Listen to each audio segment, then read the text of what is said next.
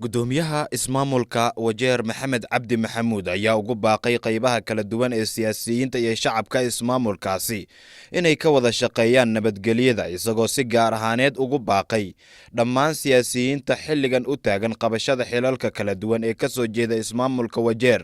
inaysan kala qaybin siyaasad darteed shacabka ismaamulkaasi oo ay u horseedaan sidii ay uga dhabeyn lahaayeen midnimada shacabka qof kastaana uu ka shaqeeyo in reer Wajeer ay mid ahaadaan doorashada kadib sidii maartay dhulka uu habeenka kila maartay roob markuu daabaayala waxyaalaha dhulka ka soo baxa oqolod nin maalinka election kila imaada oo la garanayn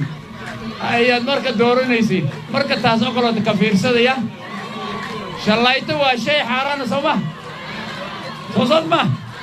marka aad iyo aad ugu fiirsado oo dadka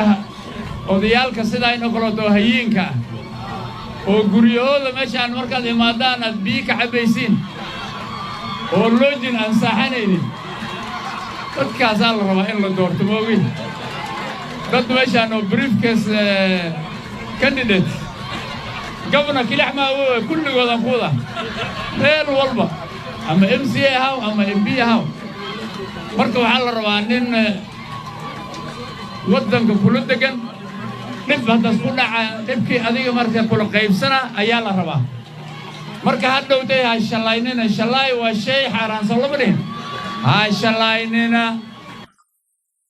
gudoomiye Maxamed Cabdi Maxamuud ayaa dhinaca kale waxa uu ka hadlay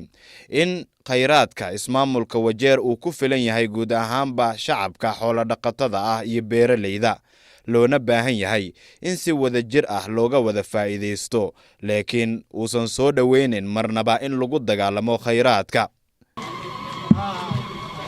reer Wajeer anigoo afkiina ku hadlay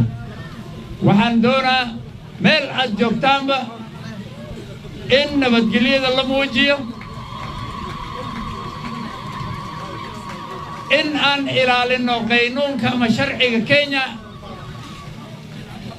in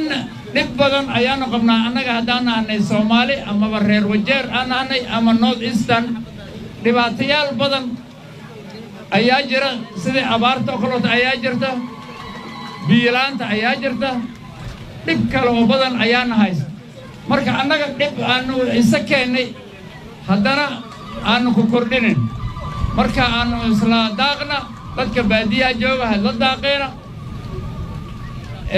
biyaha isla cabeena ilaahay baana si waxyaalahaas raasimaalka sidii biyaha oo kaloota daaqa waxa kulli waxa la rabaa ilaahay baa maaragtay dhulkana si dhulka weyninka badan inaan wada jir aan ku wada shaqeynayaan doonaynaa gudoomiye Maxamed Cabdi Maxamuud ayaa dhinaca kale waxa uu ka hadlay in khayraadka ismaamulka Wajeer uu ku filan yahay guud ahaanba shacabka xoolo dhaqatada ah iyo beeraleyda loona baahan yahay in si wada jir ah looga wada faa'iideysto laakiin uusan soo dhaweynin marnaba in lagu dagaalamo khayraadka